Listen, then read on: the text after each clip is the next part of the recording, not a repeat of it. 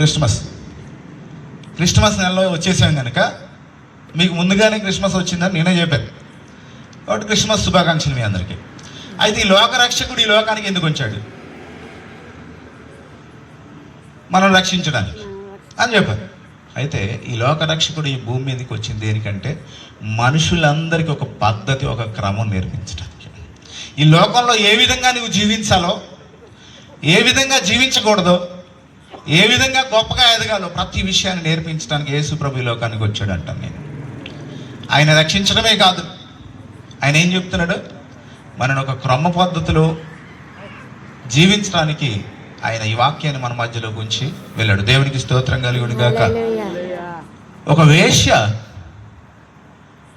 తన వేశ్యతనం జరిగిస్తున్నప్పుడు దొరికింది.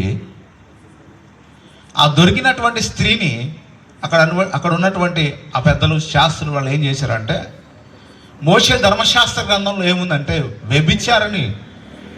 వ్యభిచారమందు పట్టబడితే ఏం కొట్టాలన్నాడు? ఊరి చివరికి తీసుకెళ్ళి రాళ్లతో కొట్టి చంపేయాలని.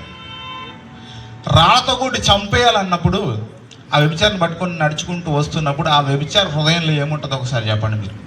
మీరు ఆలోచించండి. ఆమె హృదయంలో ఏం ఆలోచన ఉంటుంది అంటారు? అయ్యో దేవుడా,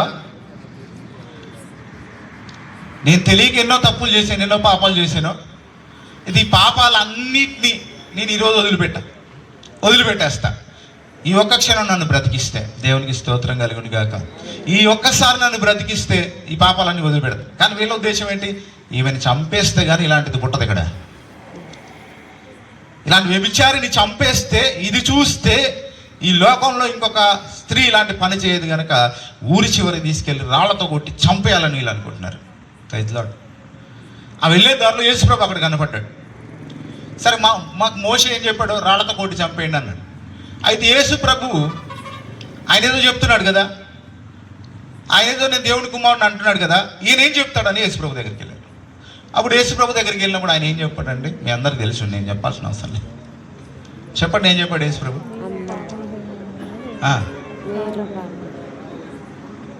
మీలో ఎవడు పాపం చేయలేదో వాడు మొదటిగా రాయేయండి అని చెప్పాడు.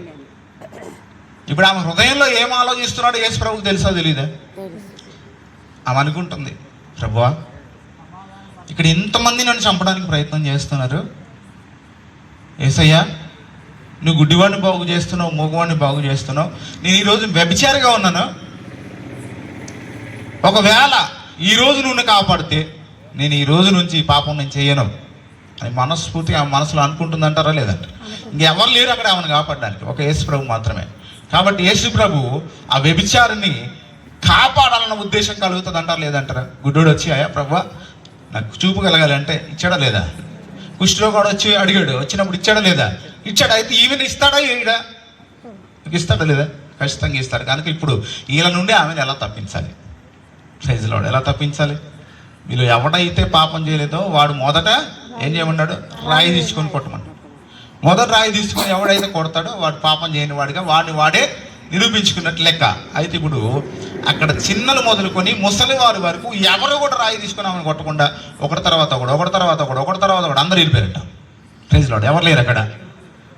ఎవరు మిగిలిన్నారు? యేసయ్య ఉన్నాడు, ఆ స్త్రీ ఉంది.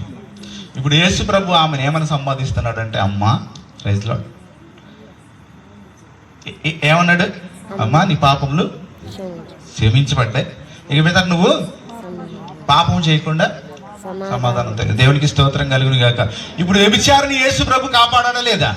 ఇప్పుడు వ్యభిచారిని ఆ యేసు ప్రభు సరైన మార్గంలో పెట్టాడా లేదా? క్రమంలో పెట్టాడా లేదా? ఇక నుంచి ఆమె చేస్తుందా? ఆమె జీవితాన్ని మార్చాడా లేదా?